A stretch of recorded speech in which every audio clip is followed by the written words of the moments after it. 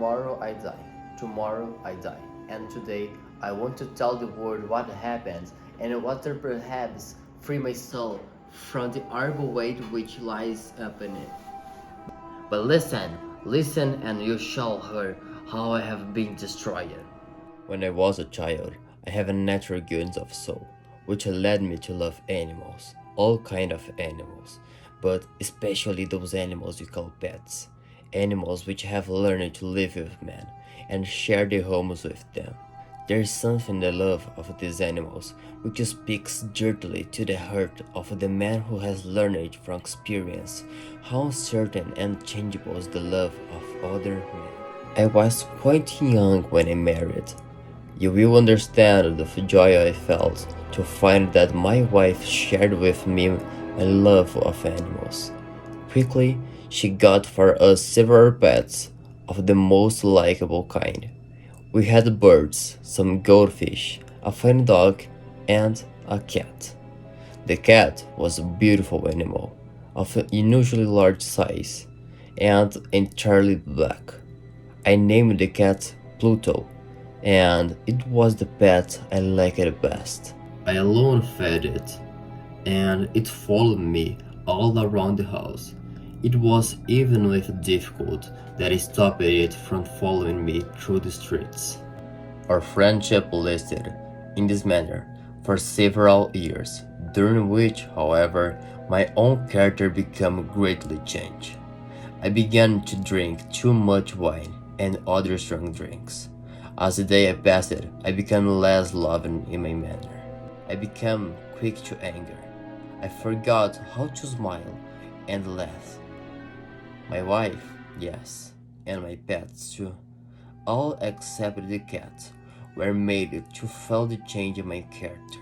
One night, I came home quite late from the inn, where I know we spent more and more time drinking. Walking with certain steps, I made my way with effort into the house. As I entered, I thought I saw, that Pluto, the cat, was trying to stay out of my way, to avoid me. This action, when an animal which I had thought still loved me, made me angry with one reason. My soul seemed to fly from my body. I pulled out a small knife. Then I grabbed the poor animal, and with one quick movement, I cut out one of its fear-filled eyes. Slowly the cat got well.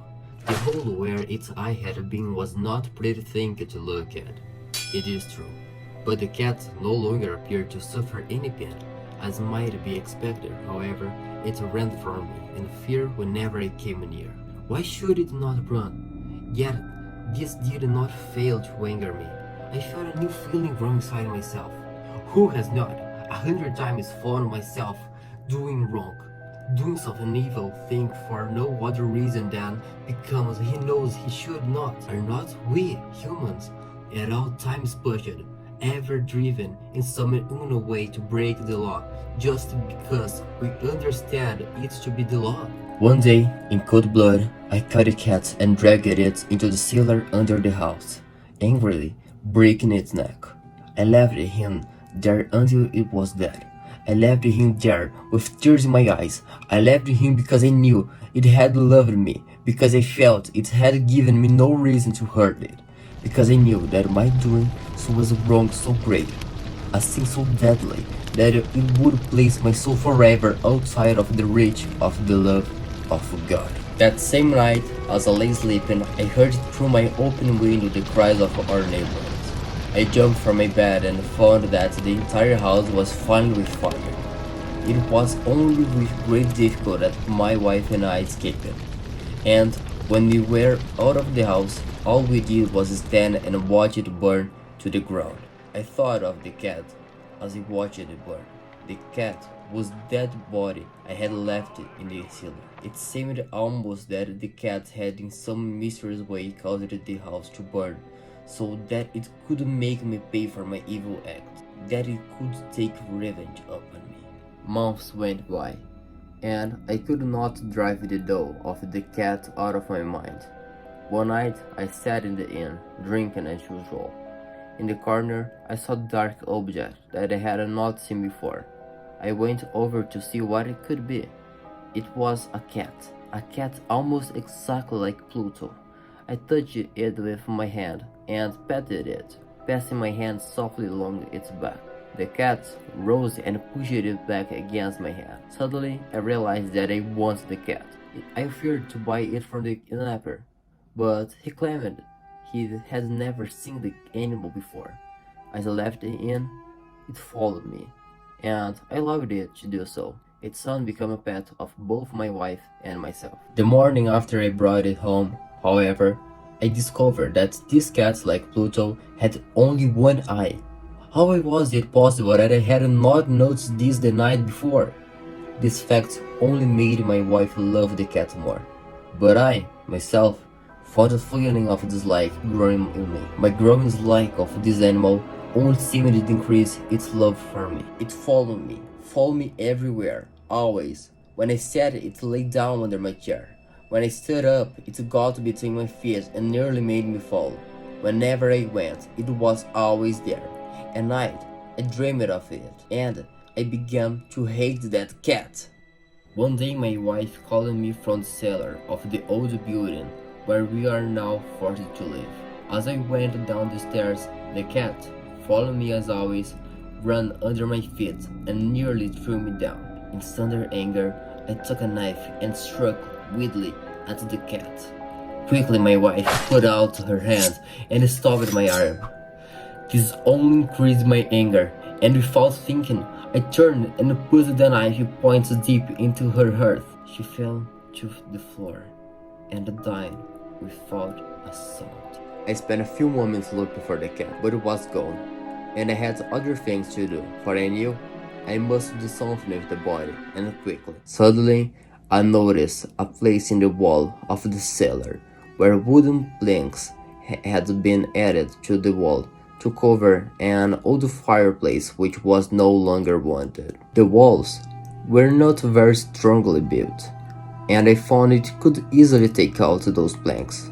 Behind them, there was, as I knew there must be, a hole just big enough to hold the body. With much effort, I put the body in and carefully put the wood back into their place. I was pleased to see that it was quite impossible for anyone to know that a single plank had been moved. Days passed. Still there was no cat. A few people came and asked about my wife, but I answered them easily. Then, one day, an officer from the police came. Certain that he could find nothing, I asked him in and went with him as he searched. Finally, he searched the cellar from end to end. I watched him quietly, and, as I expected, he noticed nothing. But as he started up the stairs again, I felt myself driven by some unknown inner force to let him know, to make him know that I had won the battle. The walls of this building, I said, are very strongly built. It is a fine old house. And, as I spoke, I struck with my stick that very place in the wall behind which was the body of my wife. Immediately, I felt a cold feeling up and down my back, as we heard, coming out of the wall itself, a horrible cry. For one short moment, the officer stood to look at me.